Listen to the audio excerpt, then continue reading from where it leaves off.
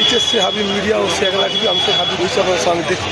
আমি এই মুহূর্তে উপস্থিত শেয়াগালা চৌমাথা শেয়াগালা বাজারে। এখানে আজকে সমস্ত বংশধর ও দোকানদার ও ডাক্তার, মাস্টার, উকিল, সাধারণ জনগণ, মহিলারা আজ পথে নেমেছে। এনাদের একটাই দাবি, দোষীদের শাস্তি চাই, ফাঁসি চাই। কী বললেন মিডিয়ার মুখোমুখি ডাক্তার বা সাধারণ, তা আপনাদের শোনাবো। আপনারা ভিডিওটি শেষ পর্যন্ত দেখুন। বেশি বেশি আপনাদের মূল্যবান মতামত কমেন্ট বক্সে জানান। 9ই আগস্ট থেকে 31শে আগস্ট এখনও পর্যন্ত তিলোত্তমা কোনো রকম বিচার পেল না, কি বলবেন? দেখুন, গত 9ই আগস্ট যে ঘটনা আজকে করে ঘটেছে, তাকে ধিক্কার জানানোর ভাষা তো আমাদের কারণ নেই। আন্দোলন বলুন, প্রতিবাদ বলুন, তারপরের দিন থেকেই চলেছে, প্রতিটা জায়গায় চলেছে। এবং তারপরে যেদিন রাত্রিবেলা মহিলাদের রাত দখলের যে ডাক দেওয়া হয়েছিল, সেখানে স্বতঃস্ফূর্তভাবে মহিলারা এবং আপমর জনতা সেখানে প্রতিবাদ করে। আমরা চাই যত দ্রুত সম্ভব সিবিআই প্রকৃত দোষী যারা তাদের খুঁজে বার করুক। এবং আদালতের কাছে আমাদের আবেদন যে ক্যাপিটাল পানিশমেন্ট দিয়ে যেন তাদের এমন শাস্তি দেওয়া হয় যে শাস্তি থেকে আগামী দিনে আর কেউ এই ধরনের অপরাধ করার সাহস না পায়।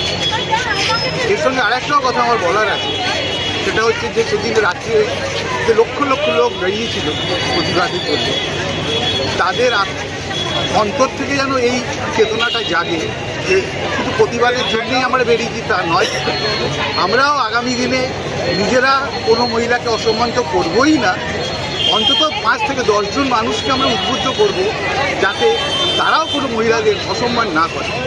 কারণ এই সামাজিক ব্যাধি শুধুমাত্র প্রশাসনের উপর ভরসায় শেষ করা যাবে বলে আমার মনে হয় না। সামাজিকভাবে এবং মানবিকভাবে প্রত্যেকের চিত্তশুদ্ধির প্রয়োজন আছে। আমি আশা করব যে এই লক্ষ লক্ষ মানুষ যারা বেরিয়েছিল, সেটা শুধু তাদের প্রতিবাদ মিছিলে বেরোনোর মতো নয়, তাদের আত্মশুদ্ধি এবং প্রত্যেককে যেন উদ্বুদ্ধ করতে পারে যে আমরা পরস্পর মহিলাদের প্রতি সম্মান যেমন রাখছি, আগামী দিনেও রাখছি। এইটুকুই আমার বলার আছে। আশা করছি অপরাধীরা শাস্তি পাবে এবং সেই শাস্তি যেন দৃষ্টান্তমূলক। ডাক্তারবাবু, এতদিন হয়ে গেল এখনও পর্যন্ত দোষীর শাস্তি হলো না, কি বলবেন? দেখুন, ডাক্তার বা সাধারণ মানুষের কোনো ব্যাপার নেই। যে অপরাধটা হয়েছে সেটা তাদের মানুষ হিসেবেই পূর্ণ করা উচিত নয়। এবং যেটা মাস্টারমশাই বললেন সেটা আমারও একই কথা, যে শুধু একজন ডাক্তার দর্শিত হয়েছে বলে নয়, যে কোনো মহিলার পক্ষে এটা অপমানজনক। এবং এমন যেন শাস্তি দেওয়া হয় যাতে অন্য যে কোনো লোক যেন এই কাজটা করার আগে 10 বার ভাবে।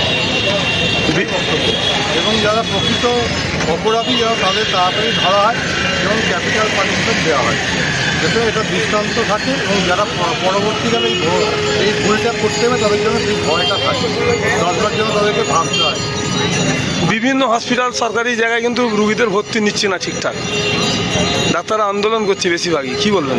আন্দোলন তো করতেই হবে, সবাইকেই আন্দোলন করতে হবে। আপনাকে তো আগেও বললাম যে ডাক্তার বলে নয়, এটা যারা করেছে তারা তো মানুষের পর্যায়ে পড়ে না। কিন্তু একজনের জন্য অনেক চিকিৎসার ফলে অনেক মানুষ মারা যাচ্ছে। কিছু করার নেই, কিন্তু আমাদের এই আন্দোলনটা চালিয়ে যেতে হবে যাতে খুব তাড়াতাড়ি যারা প্রকৃত অপরাধী এবং তারা ধরা পড়ে এবং তাদের দৃষ্টান্তমূলক শাস্তি হয়।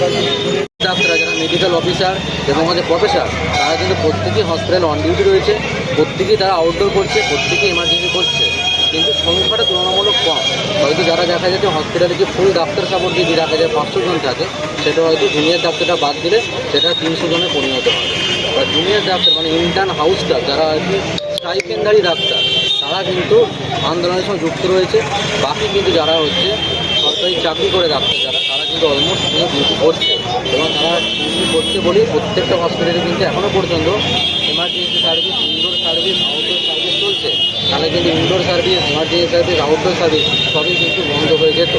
কিন্তু আমরা আন্দোলনের সঙ্গে সঙ্গে ডিউটিও যেমন করছে, কিন্তু আন্দোলনটা আমরা সমানে চালিয়ে যেতে চাই যতদিন না পর্যন্ত সত্য বোনটি যথাযোগ্য, বোনটিকে যারা ধর্ষণ করেছেন এবং যারা মার্ডার করেছেন তারা যথাযোগ্য শাস্তি না পাচ্ছে।